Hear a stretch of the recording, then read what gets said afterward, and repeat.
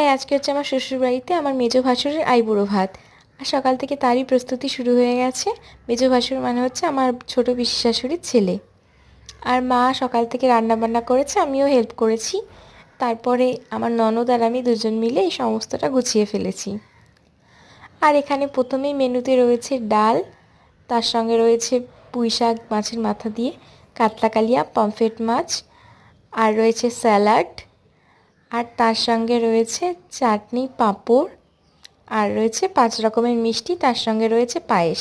আর ভাতের সঙ্গে ছিল 5 রকমের ভাজা। আর আমরা একটা কেকও এনেছিলাম, আইবুড়ো ভাত স্পেশাল। আর কিছু স্ন্যাক্স দেওয়া হয়েছে আর কোল্ড ড্রিঙ্কস দেওয়া হয়েছে।